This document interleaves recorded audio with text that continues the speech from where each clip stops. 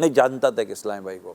میں جب بھی ان کی کئی بات سنتا تو مجھے ایسا لگتا ہے کہ یار یہ اتنا منفی کیوں سوچتے ہیں. گفتگو میں انداز ہو جاتا ہے. آپ کسی کے ساتھ بیٹھتے ہیں تو مطلب کسی کی عادت ہوتی ہے غیبت کریں, بیٹھے ہیں تو آپ کو اندازہ ہو جائے گا ابھی تھوڑی دیر میں غیبت کا دروازہ کھلنے والا ہے, ابھی وہ کسی نہ کسی کی برائی کرے گا تب جا کر اس کی وہ آدھا پونا گھنٹہ پورا ہوگا.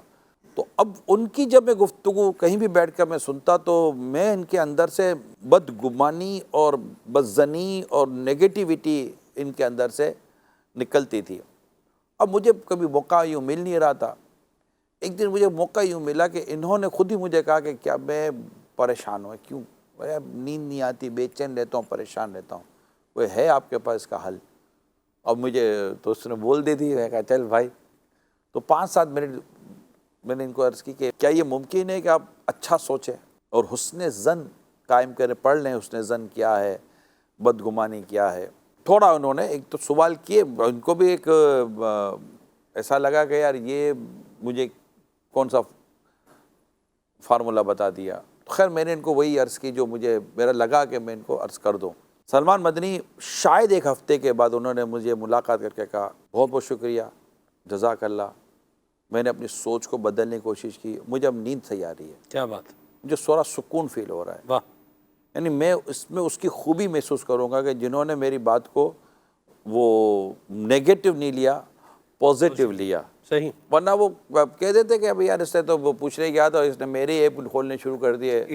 اب نہ میں نے آپ کو نام بتایا, نہ آپ اس کو جانتے ہو, نہ اس کے بعد میری اس شخص سے اس موضوع پہ کبھی کوئی بات ہوئی. واہ. بس وہ ہو گیا مطلب آدمی پیچھے تھوڑی پڑ جاتا ہے کسی کے کہ بھائی کیا ہوا, دوبارہ آپ مثبت ہی سوچ رہے ہو نا. تو بولے گا آپ تو میرے بارے میں مثبت سوچو کہ میں نے مثبت سوچنا میں مثبت سوچنا ہی رکھا, میں کیوں اس کے بارے میں نیگیٹو سوچوں. درست فرمایا. تو انشاءاللہ اس سے آپ کی ہماری طبیعتیں بحال ہوں گی, ہم سوچوں کو اپنی درست کریں. صحیح. کیونکہ جن کو بلڈ پریشر ہے, جی, جن کو شوگر ہے, جن کو مطلب کہ وہ ہائپر ٹینشن کیا بولتے ہیں آپ, بلڈ پریشر, ہائپر ٹینشن ایک الگ چیز, ایک ذہنی تناؤ بھی ہوتا ہے, ذہنی تناؤ بھی ہوتا ہے, اسٹریس ہوتا ہے, ڈپریشن ہوتا ہے, انزائٹی ہو جاتی ہے, مطلب اس طرح کے نئے نام بھی آئے ہوئے ہیں نا, ایسا ہی یہ آ جاتی ہے.